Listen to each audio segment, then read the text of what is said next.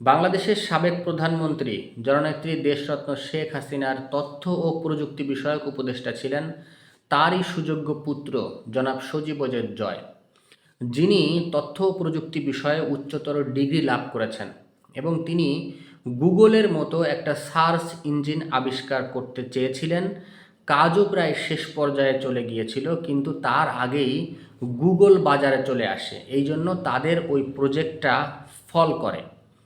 তো তার মতো একজন এত বড় মাপের মানুষ যখন বাংলাদেশ সরকারকে তথ্য ও প্রযুক্তি বিষয়ে উপদেশ দেয়, তখন তো বাংলাদেশের তথ্য ও প্রযুক্তি বিষয়ে অবাধ প্রবাহ হবে, এটাই স্বাভাবিক এবং সেটাই হয়েছে।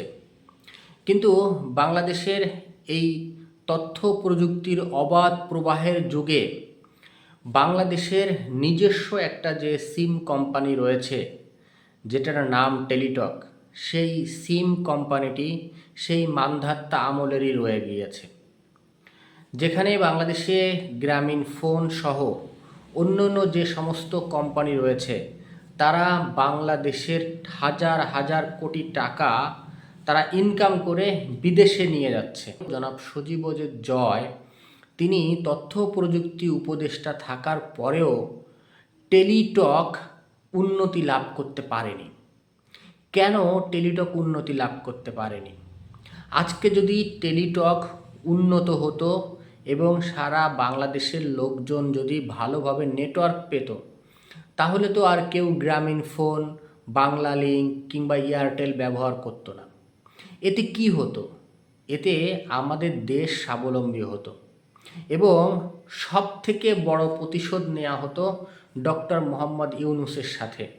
আমরা গর্ব করে তার গালে একটা চাপটে ঘাত করতে পারতাম যে বাংলাদেশের যে তথ্য প্রযুক্তি উপদেষ্টা ছিল, অবৈতনিক উপদেষ্টা জনাব সজীব ওজেদ জয়, তিনি বাংলাদেশের টেলিটক কোম্পানির সিমকে তিনি বাংলাদেশের সর্বশ্রেষ্ঠ সিম বানিয়েছে এবং তার নেটওয়ার্ক উন্নত করেছে।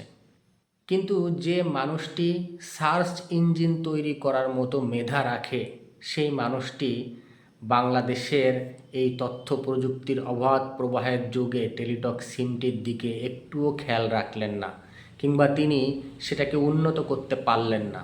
এই দায় কার? এই দায় কে নেবে? আজকে যদি কেউ প্রশ্ন করে সজীব ওজেদ জয়, যিনি তথ্য প্রযুক্তি নিয়ে এত লেখাপড়া করার পরেও টেলিটক সিমের উন্নতি ঘটাতে পারলেন না, সেই তিনি যিনি কোনোদিনও রাজনীতি করেননি, রাজনীতি বিষয়ে লেখাপড়া করেননি, তিনি কিভাবে বাংলাদেশ আওয়ামী লীগকে সুসংগঠিত করে তিনি আগামীতে এই পার্টিকে ক্ষমতায় নেবেন?